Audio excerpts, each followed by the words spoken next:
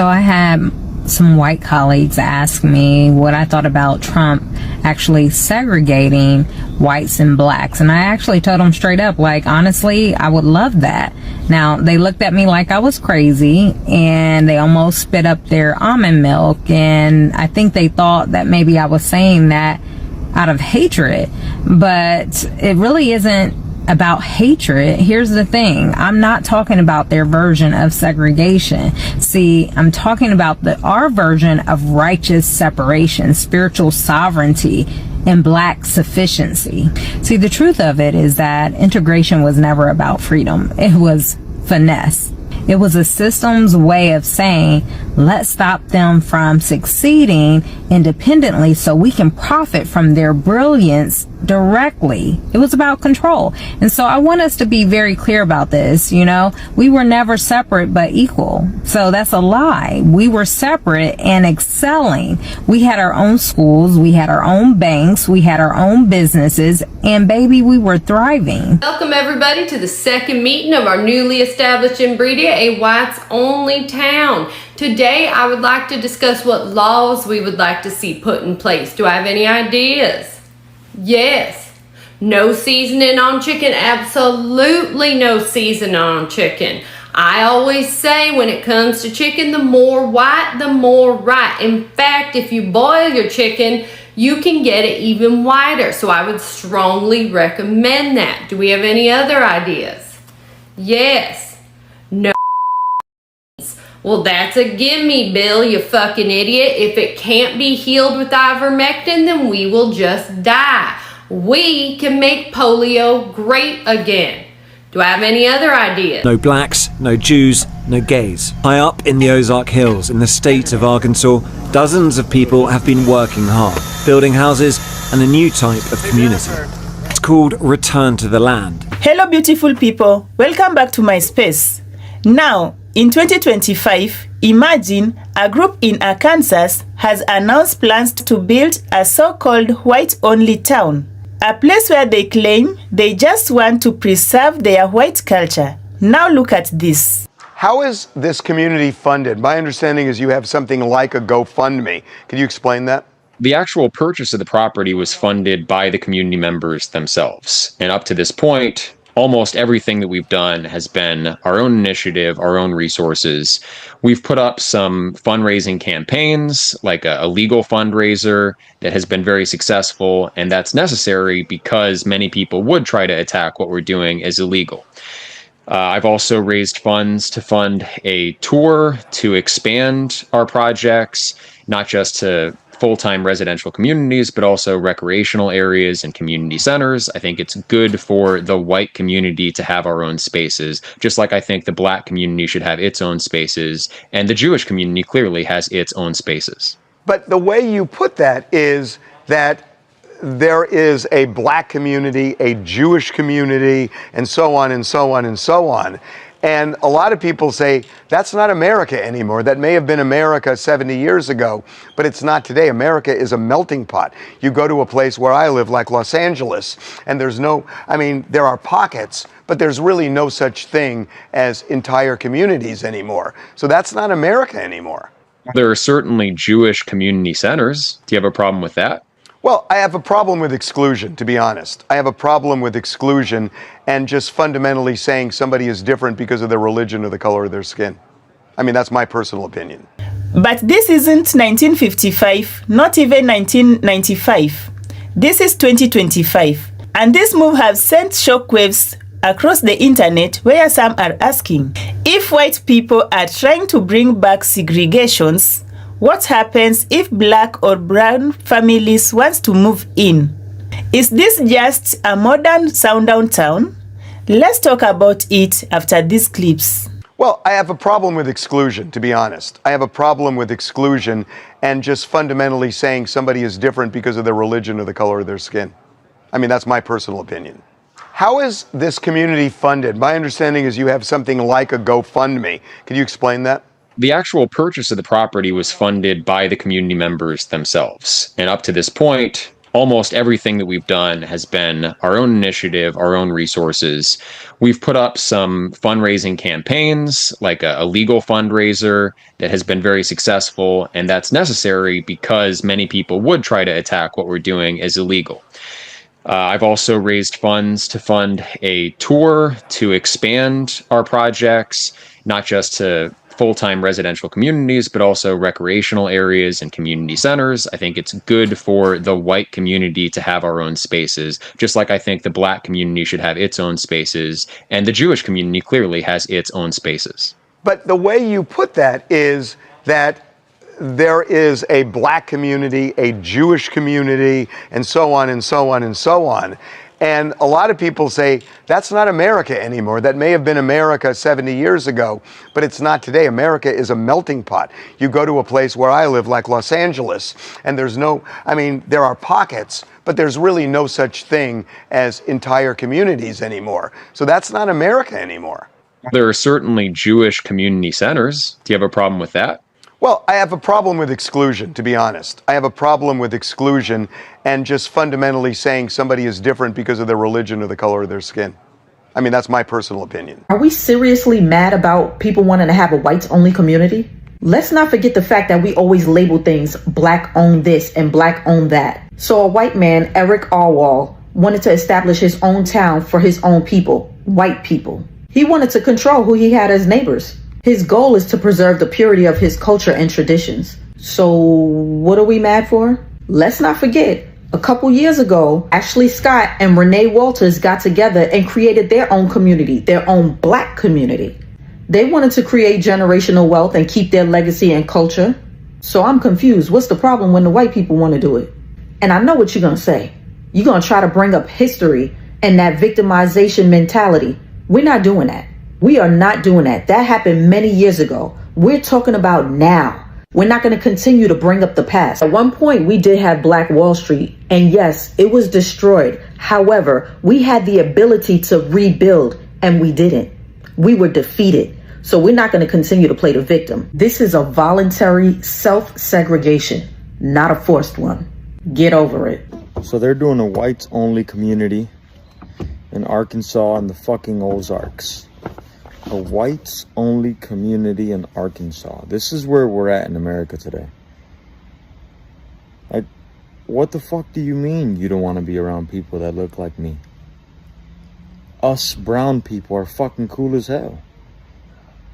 Positive vibes, good food, beautiful people. Like, what the fuck do you mean you guys want to live in a whites-only community in fucking America in the year 2025? What had to happen in your childhood or growing up that as adults you guys decided that you guys want to live in a whites-only community? Doesn't that sound fucking stupid? How racist do you have to be to want to live in a whites-only community? I mean, I don't know if it's just me, but even if I was white, that sounds lame as fuck. Like, I would never want to do some shit like that. That sounds fucking boring. So I had some white colleagues ask me what I thought about Trump actually segregating whites and blacks. And I actually told them straight up, like, honestly, I would love that. Now, they looked at me like I was crazy, and they almost spit up their almond milk. And I think they thought that maybe I was saying that out of hatred. But it really isn't about hatred. Here's the thing. I'm not talking about their version of segregation. See, I'm talking about our version of righteous separation, spiritual sovereignty, and black sufficiency. See, the truth of it is that integration was never about freedom. It was finesse. It was a system's way of saying, let's stop them from succeeding independently so we can profit from their brilliance directly. It was about control. And so I want us to be very clear about this. You know, we were never separate but equal. So that's a lie. We were separate and excelling. We had our own schools, we had our own banks, we had our own businesses, and baby, we were thriving. Black Wall Street, they burned it. Rosewood, they bombed it. Wilmington, they overthrew it. Why? Because we were doing too well without them, and they couldn't handle that. And so that's the truth. They didn't really want segregation gone. They wanted control. This is why we know that integration was just repackage of chains. When we were separate, we actually were building and excelling. And when they saw that we could excel without them, then it was like, oh no, we got to take control and make sure that their labor is profiting us. So right around that time, they rolled out this whole standardized testing, ACT and SAT. Y'all remember that? They created this IQ ranking to measure their norms, not our brilliance. And then we were said we were behind when we really weren't. We were just building our own lane, not asking for theirs. See, I don't know about you all, but I'm kind of tired of the lies. It's very exhausting, you know, just the lies that continue to be promoted. And I want to talk about the melanin, because this whole thing that we're not smart enough, that we're not bright enough, is simply just a lie. And so, you know, all this testing that they're doing, and I have kids in school, and they're made to feel that they cannot achieve. And I have to remind them about their actual superpower, melanin. See, not just your skin tone, but in your brain, specifically neuromelanin, that rich dark pigment found in areas like the substantia nigra, which are critical for learning and memory and decision making and emotional regulation. See, if you don't know, then you won't know how to respond. But when you learn about the studies that have actually linked the neuromelanin to higher concentrations and how it's related to enhanced memory and processing and higher intelligence and faster reaction times, then you know why they have hidden this information for so long. Because when you have higher melanin, you have stronger brain resilience against degenerative diseases. So translation to that is melanin doesn't just make you glow, it makes you grow. So we know that it's not coincidental that people with more melanin have historically been creators, inventors, innovators across every discipline, while also being the most suppressed, because they know that the more melanin you have in your body and in your brain actually produces higher intelligence. So the Bible also says this too in 2 Corinthians chapter 4 verses 7. It says he placed treasures in earthen vessels. What treasures? It was in us all along, right?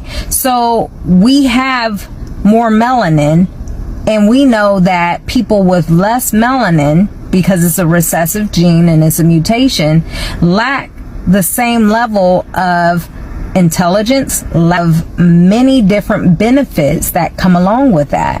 What's so interesting about it is that we're supposed to be looking at this as if it's something negative.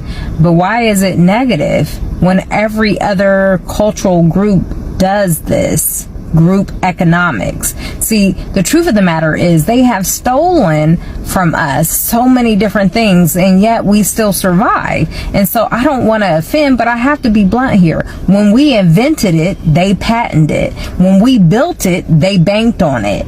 So everything we created, they made sure they benefited off of it. Just like Louis Latimer, he actually developed the light bulb, but Edison got all the glory for it. And this has been going on through history. We know that Granville T. Woods laid the foundation for trains. Corporations got the contracts. Dr. Patricia Bath revolutionized eye surgery. The system licensed the tech. Black music became white record labels, billion-dollar industries off of our talent. Every time we create, they capitalize. We are the genius. but they control the royalties. It's quite interesting, isn't it? So when we talk about the facts and segregation, I want to be very clear. It's not racist. We have to understand the dynamics of this. See, the black dollar actually is the fastest running dollar in America. So let's do the math here. And I think it's quite funny. Black people have spending power over 1.6 trillion. But guess what? That dollar stays in our community just for 6 hours, while the white community their dollar stays in their community 17 days. And guess what? Asian communities, it stays in their community 20 days. Jewish communities over 3 weeks. Why? Because we're systemically disarmed from owning what we build. And this is no coinky dink. The scripture said this would happen. So now our dollar does the labor, but the system collects the check. And this is why I support segregation on our own terms. See, that 400 years of slavery is over. And when I say that I want us to be segregated, I don't mean oppressed. I mean organized. Let's build black banks again. Let's educate our babies on the truth, not whitewashed lies. And let's support black farmers, black techs, black healing, black brilliance.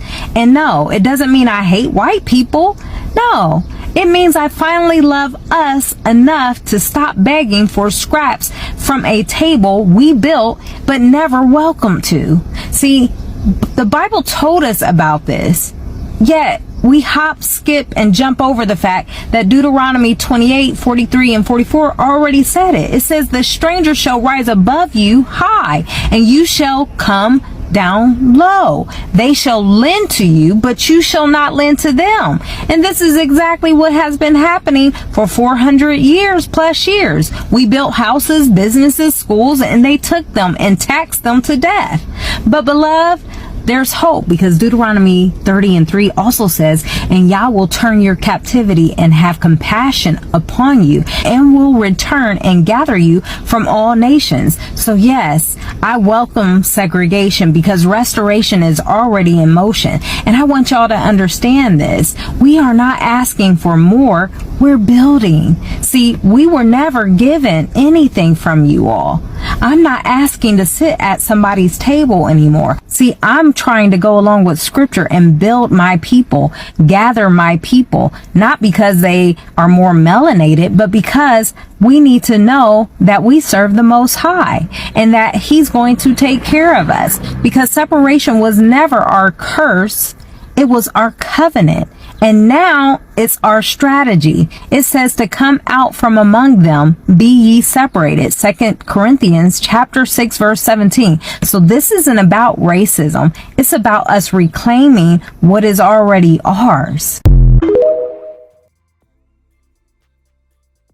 Also, every time I get on here and talk about gentrification, y'all start talking about walkable cities. Oh, but I want to live in a walkable city.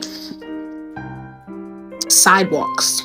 You're willing to displace generationally disenfranchised people, immigrants, descendants of slavery, for a sidewalk. You're willing to pay $3,000 plus a month for rent and or have 9 roommates for a sidewalk. And your neighborhoods that y'all grew up in middle America don't have sidewalks because of segregation. Look it up. They thought black people was gonna walk down the street into your house and steal your TVs. That's why they didn't put no sidewalks or public transportation or any commercial enterprises near your suburbs. Because then the black people are gonna get on the buses and walk down the sidewalk to our neighborhoods and rob us. Oh no! Now you're displacing black and brown people from their neighborhoods because you're so bored in the suburbs. And when we start talking about the long-term effects of racism, when we start talking about how it backfires on y'all and us, no, like I don't see it. I put a Black Lives Matter sign in my window and I pay $3,000 a month in rent so the neighborhood's cleaner. So yeah, I'm doing the world a favor. That's how tone deaf y'all are. When you could just advocate for sidewalks in your car-centric, middle American, boring suburbs. Y'all are a lost. I'm not sure if you heard, but there's a whites-only community tucked into a remote part of the Ozarks in Arkansas that's been gaining quite a bit of attention for their expansion efforts. The group, which refers to itself as a private membership association called Return to the Land, it includes about 40 inhabitants who live on 150 acres of land.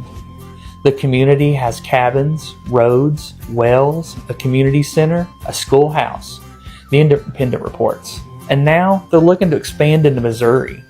In a video about the group's expansion desires, Return to the Land leader Eric Orwell said, "You want a white nation? Build a white town.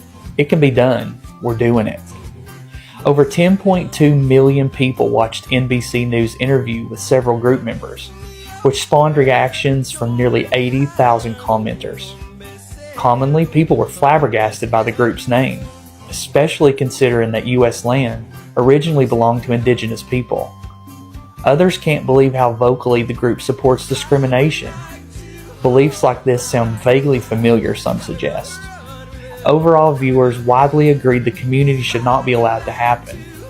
According to NBC News, the Arkansas Attorney General is currently reviewing the legality of this group. In the meantime, what are your thoughts? Let us know in the comments. Well, I hear tale of an all-white town being built up there in the Ozark Hills in Arkansas somewhere, and let me be one of the first to tell you guys, I support it. Yep. I see nothing wrong, absolutely nothing wrong with a group of people wanting to live around people that look like them. And I support it. Matter of fact, I want you guys the best. In fact, I want you guys to flourish and grow. I want you to bump up from that measly 50 to 60 population you got right now. And I want you guys to bump up to like 2,000, 3,000, hell, even 4,000 strong, right? I want you guys to really build your own system, like have your own banking system. And I want you guys to have your own schools and hell, maybe even have your own like water treatment system, you know? And I really want you guys to grow into your own thing, you know, until you get destroyed. Huh? Oh, you didn't know that?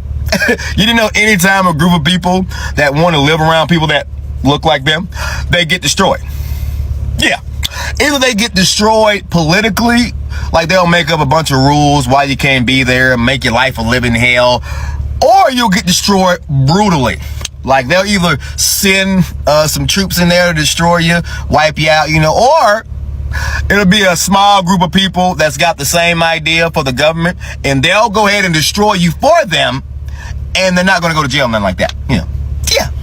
I'm excited for you guys, you know, because we've done this several times to, you know, other people, you know what I mean? So it's only right that we do it to you guys, too, you know.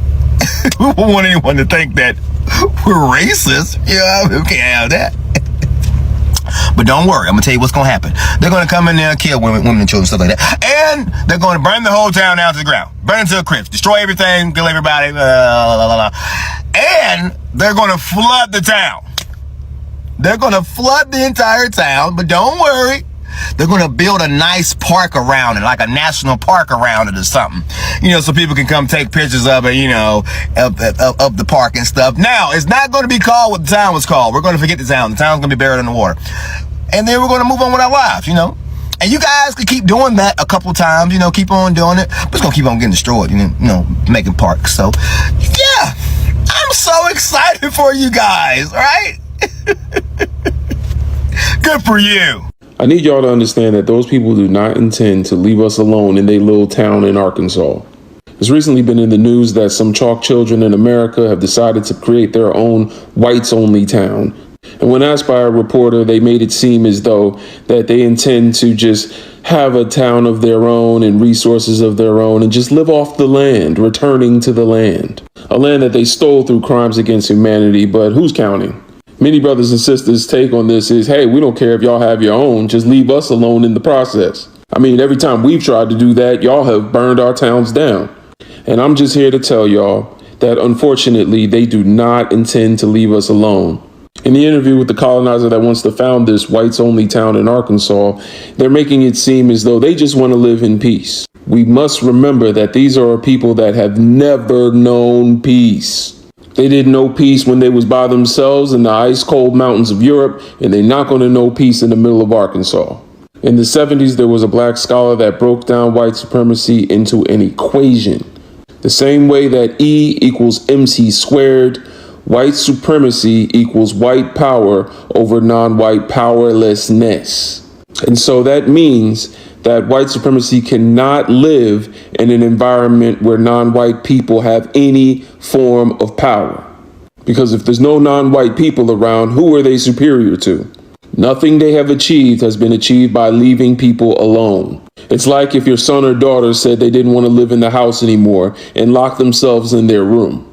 In order to eat, brush their teeth, or do anything, that child would have to come outside the room. And it's the same thing for them. At some point, they are going to need resources and labor, and that's when they turn to us. And if we have our own power and our own resources, then we have no reason to share with them. And that is when they destroy what we have so that we have to work with them.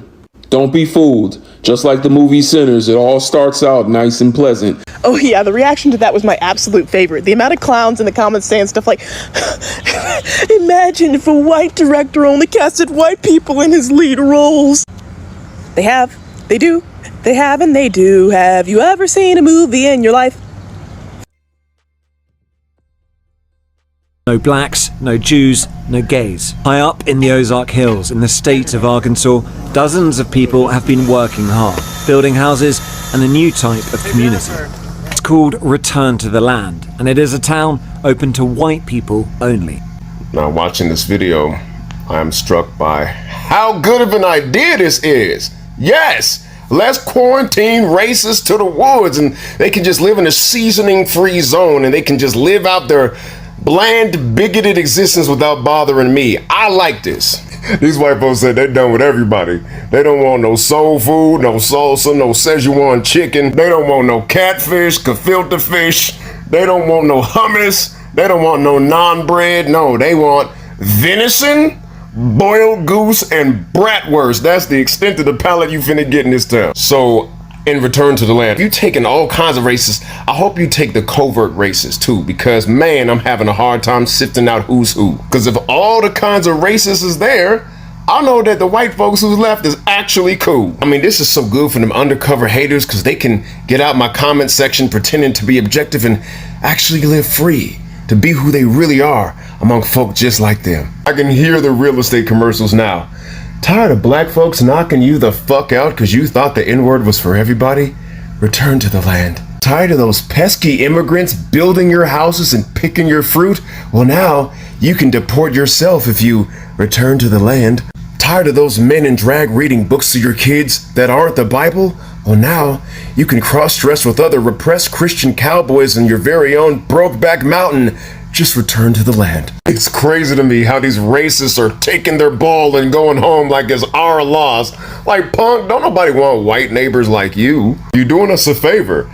They don't see how the critique they have for immigrants is really like true for them. Like, dog, it's you who's not assimilating into America as it is. You're the one having a problem with everybody having constitutionally guaranteed rights because you seem to be allergic to fairness. You're the one literally running with your tail tucked to the woods because you're afraid of the demographic shift that you caused. So you and your hunting buddies go to the woods and do whatever redneck Game of Thrones bullshit you was gonna do without black folks interrupting you. Because in about 2 generations, it ain't gonna be nothing but cousins up there for you to breed with, but you know, some of y'all used to that anyway. And maybe like 5 generations from now, your racism will have mutated your DNA and ain't gonna be nothing but White Walkers over there, getting moonburned and smelling like the Dark Ages. And then after your mutated offspring eat each other in a cannibalistic orgy, maybe Return to the Land will return the land to who it belonged to in the first place, because the Native Americans, they've been waiting on this. So bye, Billy Bob.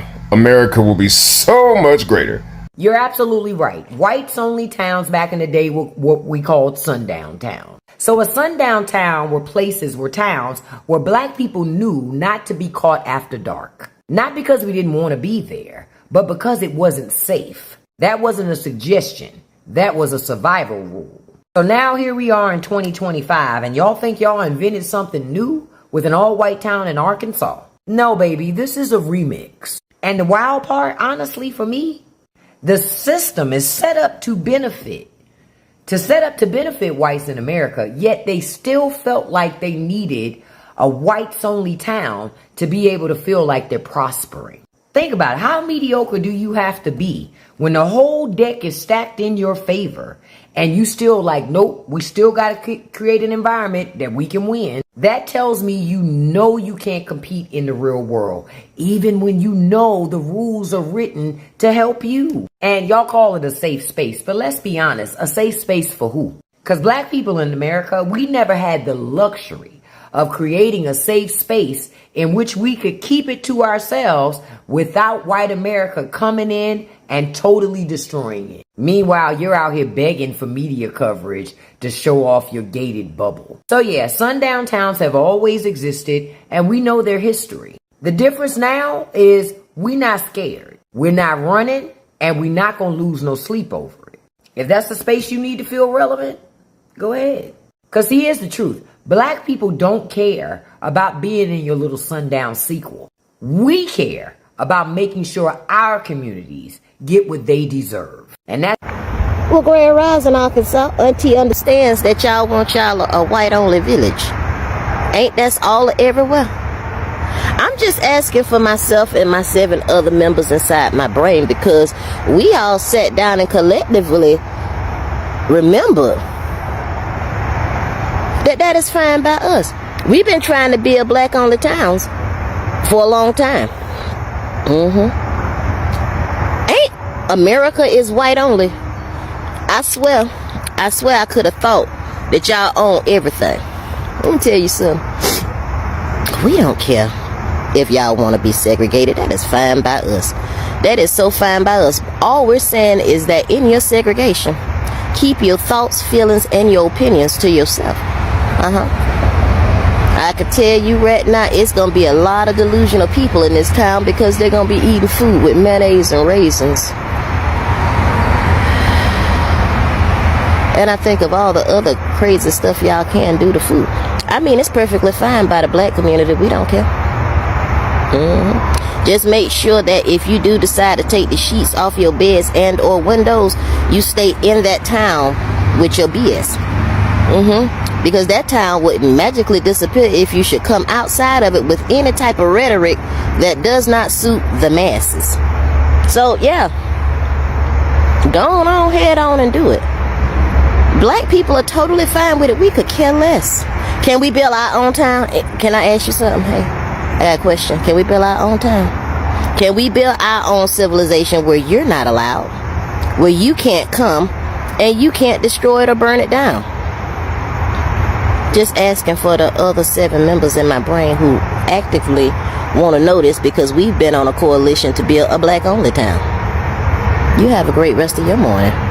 You know, I don't really blame the white people in Arkansas for making their own little town because I know they tired of getting confused with the black people over here, honey. Y'all be in jail just because they had to go ahead and keep going.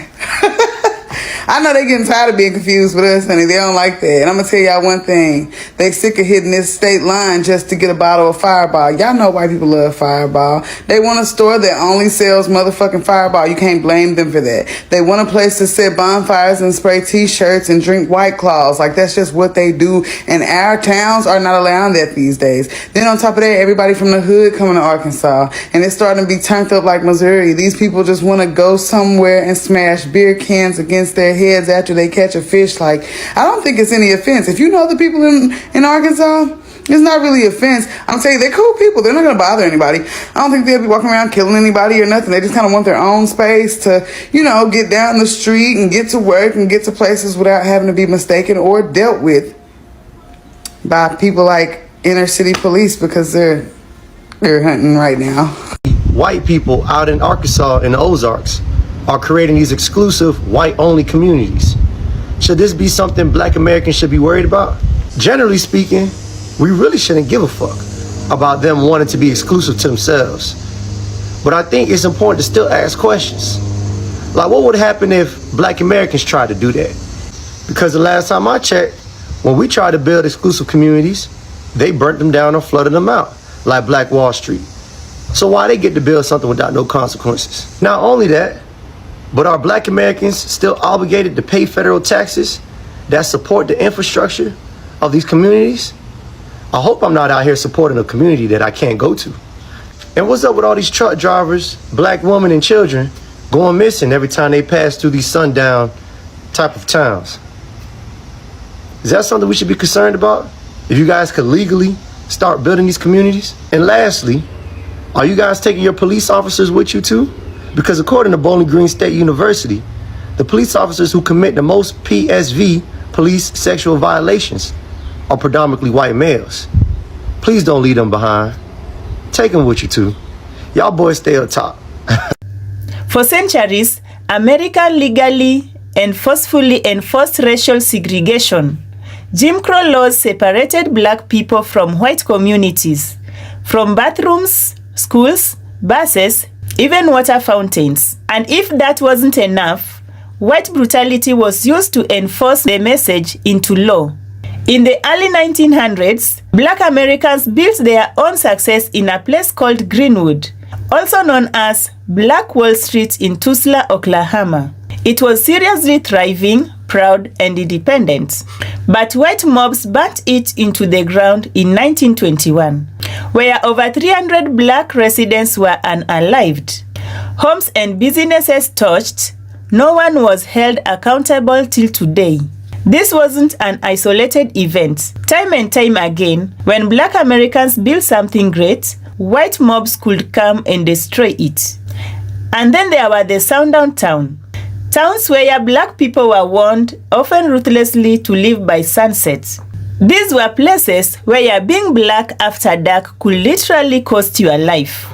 Many of these towns existed well into the 1970s and 80s, and some still carry that legacy with them today. Now in 2025, a group of white Americans, Gen Zs and millennials, wants to build a white-only town and claim it's about preserving their culture. But let's ask the real question. If black people try to build their own exclusive town, would it be allowed? Would it be seen as preserving black culture? Or will it be attacked as reverse racism? Will it be burned to the ground again like they did to Tulsa? Segregation wasn't just about separate spaces. It was about power, it was about control, and it was enforced with roughness against black people. Now that some white Americans want to go off and live by themselves, will they allow others to do the same? Or will it only be acceptable when they do it themselves? Now let's be real. Americans has a long history of locking black people out of opportunities, communities, and safety. So, if folks want to separate themselves now, that's their choice. But don't you dare call it cultural preservation when black people have been punished for doing the same thing for centuries. What do you think? Drop your thoughts in the comment section and don't forget to subscribe, like, and share. This is Mercy Realities.